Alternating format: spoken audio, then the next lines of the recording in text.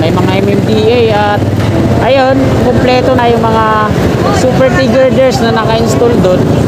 May mga MMDA na bantay dito. So dito sa unang span, ito yung ginamitan nila ng super T-girders. Mayroon na yung slab, nilalagyan na lang nila ng mga rebar para sa parapet wall. Tapos dun sa pangalawang span, Ashto Type 4 yung ginamit. Tapos dun sa pangatlo, ayun na yung nakita natin mga super T-girders dyan na naka-standby. Andun na, in-install nila. Sinimulan ko to, walang naniniwala sa paligid ko. Magandang umaga sa lahat ng mga kababayan natin mapa Luzon, Visayas at Mindanao. Paging sa mga kababayan natin dyan sa abroad, mga OFW, immigrants, magandang umaga po sa inyong lahat. Nandito po tayo ngayon sa kabaan ng Buenos Aires Street at mag-update po ulit tayo dito sa NLEX Connector Section 2. Mula dito sa Ramon Magsaysay Boulevard, patungo tayo dun sa may Section 2A ng Skyway Stage 3. Titingnan po natin ngayon kung ano po yung latest na progress nila, no? So ngayon po ay araw ng Huwebes, ika-23 na po ng Mayo, taong 2024 at ika-7 po ng umaga. So ito po yung Buenos Aires Street. Ito naman po sa kanan natin yung Magsaysay entry. So yung exit naman ay sa kabila, hilera ng Paltok Street. Ito yung rampa niyan. Ayan. Tapos ito yung exit. Ito naman yung entry ng on-ramp dyan sa Ramon Magsaysay Boulevard westbound. Tingnan po natin itong mga sakyan na to. Pakyat po ito ng NLEX Connector patungong North Harbor. So doon po ang on-ramp niyan sa may likod na bahagi ng kapilya ng Iglesia ni Cristo. Mahaba pa yan yung daanan niya dito, no?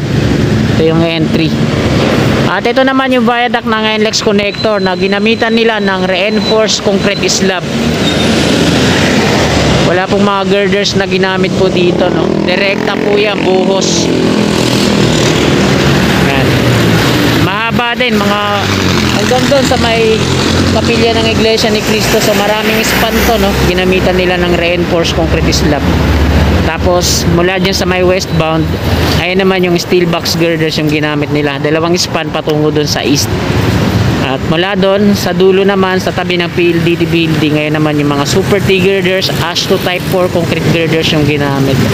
So doon sa pangatlong span, noong last update natin, meron ng dalawang super T girder na naka-standby dito. So titingnan natin kung na-install na ba doon. Silipin natin konti. So tara, let's go. Bawal magtapon, multa 500 pesos.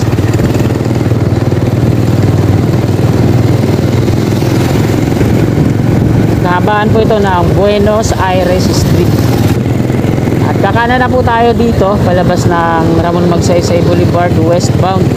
So dito sa part na to, Sampaloc pa to, no? Kasi ang boundary ng Santa Mesa at Sampaloc, ito yung mismong Ramon Magsaysay Boulevard.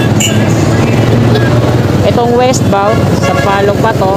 Tapos dun sa eastbound ang Santa Mesa. Altura Market na po tayo. Wow, daming saging, napakasarap. At ito yung harapan. So may mga mangilan nila na pumaparada pa rin dito. Walang MMDA na nagbabantay. Kaya na yung viaduct. At namumulaklak na po yung mga halaman nila dyan sa may Center Island. Ito yung unang pedestrian tungo doon. At merong pedestrian din doon sa kabila. Dalawang bahay na yung na-demolish dito sa widening para to sa entry. Ito yung entry, nandun tayo kanina. So ayan yung ililipat doon sa kabila pag nagkaroon na ng demolition. Ito naman yung exit, yung nakita natin. 100 years old na bahay. So dinidemolish na rin, ano? Wala, dinidemolish na. Hindi pala i-relocate yun. Ang pagkasabi nila nilipat daw yun, pero mahirap din kasi ilipat yung 100 years old na bahay na yun, ano? Kasi konkreto yung ilalim, hindi naman mabubuhat yan. Yung nasa pangalawang ano niya, palapag, ayun yung kahoy. So ngayon nakita natin na dinidemolish na. Bawal lang tayo minto dyan, pero sa susunod na mga araw focus tayo doon.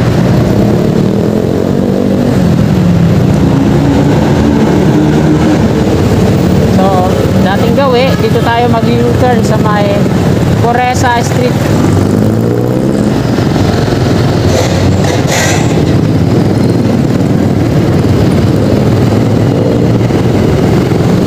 At nandito na tayo mga kasikap.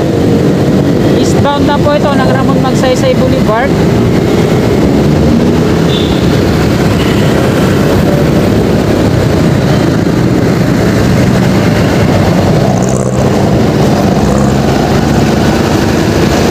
At ang kagandahan dito mga kasikap, ito asfaltado na oh. Galing ano. Yan, hanggang dito pa lang yung pag-asfalto.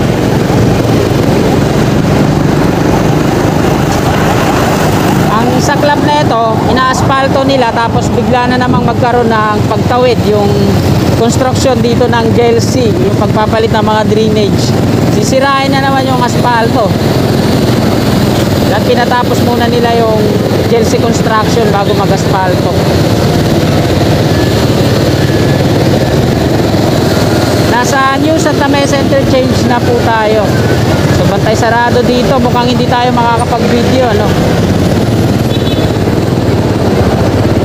May mga MMDA at ayun, mukhang kumpleto na yata yung mga super T-girders na naka-install doon. May mga MMDA na bantay dito. DPWH pala, nag-ayos ng kanal dito yung iba. So, nandito tayo mga kasikap sa New Santa Mesa Interchange. Ito yung eastbound. Yung mga rail track ng PNR dito, hindi pa siya na didismantle, nandito pa siya. So di natin alam kung tatanggalin ba to or tatabunan na lang ng pouring. Yung mga wall niya dito sa ilalim tsaka dun sa kabila, may mga hazard markings na yan, yung dilaw at black na linya. Ito yung Pilca Foundation na napakalaki. At ayun naman sa kabila. So ang daming mga ano ngayon ha. At ito yung LRT2 viaduct, tas ito naman yung NLEX connector dito sa baba. Patungo yan dito sa Skyway, idudugtong. At dyan naman sa unahan, mapapansin natin na napakarami ng mga mixer truck nila, no? Complete mixer truck. Tapos ito yung magiging right of way ng NCR. So itong kabayan na to dito hanggang dun sa ano na si street eh, wash out yan patungo dun. So dito sa unang span, ito yung ginamitan nila ng super T-girders. Mayroon na yung slab, nilalagyan na lang nila ng mga rebar para sa parapet wall. Tapos dun sa pangalawang span, Ashto type 4 yung ginamit. Tapos dun sa pangatlo, ayun na yung mga nakita natin super T-girders dyan na naka-standby, andun na, in-install nila dun sa unahan. So ito po yung update ngayong umagang ito, no? Araw po ng Huwebes. Diretso na po tayo, tara, let's go!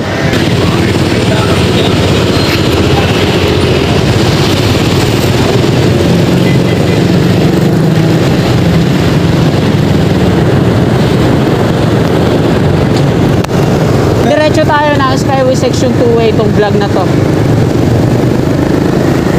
At doon tayo mag-e-end ang ating video.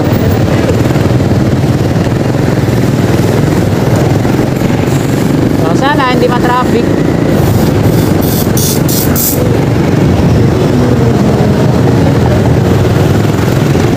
Yan, may mga heavy equipment na rin dito para sa pag-aasfalto. Pinapaganda na talaga nila dito sa Santa Mesa.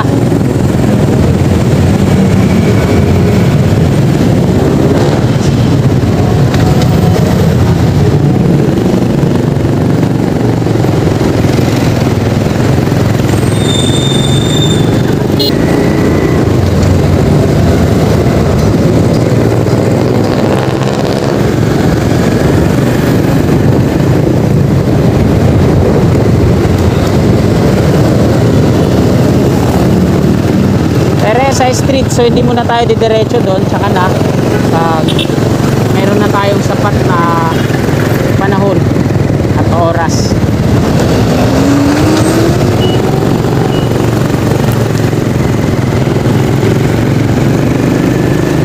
Medyo siksikan na yung mga sasakyan dyan sa pakanan ng Paco Santa Mesa Road at Valenzuela Street po yan, diretso.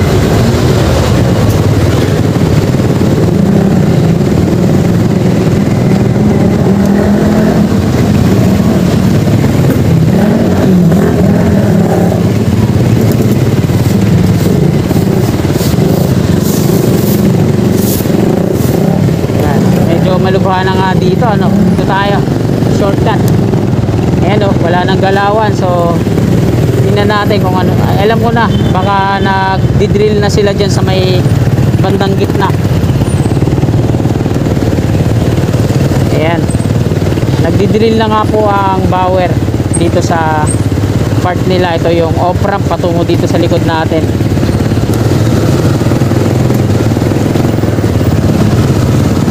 So ito na, makakasikap pa ako sa Tamesa Road to, at ito po yung off-ramp dito sa part na to, sa gitna ng Paco Santa Mesa Road dadaan. Kaya yung bangketa na dinadaanan natin ngayon, ito yung nakaumbok. Ginawa nila, pinantay para lumawak yung kalsada. Ganon din yung Center Island sa gitna, binakbak nila yan para dagdag lawak ng kalsada. So nandito na nga, ayan, laki na ang file boring machine na to. Bauer po ang gumagawa dito, nagdi-drill, at meron na nga silang tinirit dito, no? Sa likod nila Bauer. So mobile crane pala to, at meron na silang tatlong rebar cage, ay apat pala, sorry, na naka install na po dito sa gitna. Yan po ikukunik yan, no? Yan. Ayan po yung off-ramp. So ito na yung Dumduma Construction double decker. So tinanggalan na nila ng mga platform. Inuunti-unti na rin baklasin yung mga GI pipe, scaffolding accessories, at yung mga steel beam. Ito yung steel beam, yung malalaking bakal. So dito naman sa pang-apat, nilagyan na nila ng steel beam. Ito platform, no? Lalagyan nila ng mga steel deck platform, lalagyan ng mga rebar cage para buuin yung unang deck ng coping beam yan sa double decker na yan. Meron din mga naka-standby dito na rebar cage at temporary steel casing, kasabay ito ng rebar cage, binabaon sa lupa dyan sa butas na yan para maging pundasyon. Ito naman yung Dumduma Construction ng Trading Corporation, yung barracks nila. So padras ito sa Mora Bridge, dito po yan dadaan sa gitna yung magiging viaduct ng section 2A. So meron na nga silang ginawang pagbabakbak dito ng Center Island. Makikita natin dito, ayan yung mga rebar ng Center Island, at pinaikutan na rin nila ng mga concrete barrier. Diretso po yan patungo doon yung section 2A, at dyan po nila ikukunik yan sa unahan, Skyway Stage 3. Ayun, nakikita natin sa dulo, ayan po yung Skyway Stage 3. Diyan po ikukunik yung section 2A patungo dito sa likuran natin.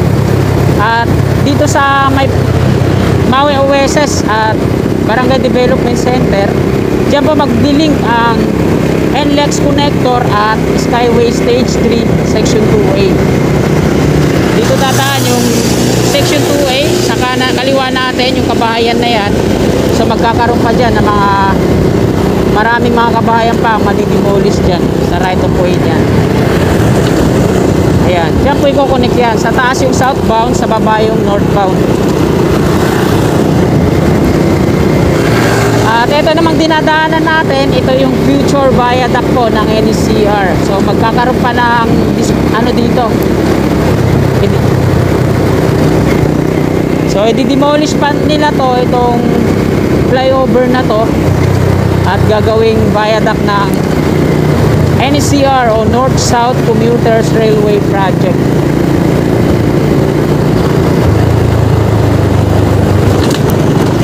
At ganun din yung magiging niya, pababa dito sa part na to, ilalim ng Skyway Stage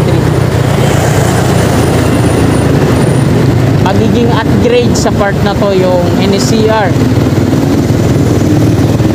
Tapos pagdating dun sa may dulo, saka naman siya paakyat patungo na dun sa Paco Station. Inuunti-unti na nga nilang linisin. Nagki-clearing na ang NCR dito sa kaliwa natin, at meron na rin silang dyan, no? Ayan, no, dinidemolish na yung mga bahay-bahay dyan. Nag-clearing na sila. At baka babakuran na rin yan kalaunan, no? Nagtahan bridge link, Kahilong to, at railroad crossing yan dyan. Nasa ilalim po tayo na double decker dito sa Pandakan.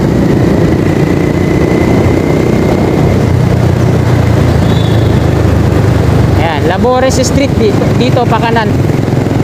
At yung police station dyan sa kaliwa, ilalim ng flyover, nanganganib din po yan ma-demolish pag nag-start na ang NCR. At nandito na tayo, mga kasikap, sa Quirino Avenue. northbound.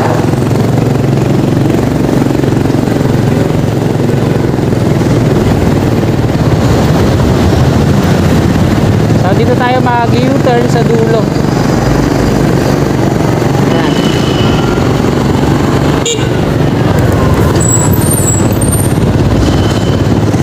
Blind spot tayo na ito. Walang preno din itong truck na to.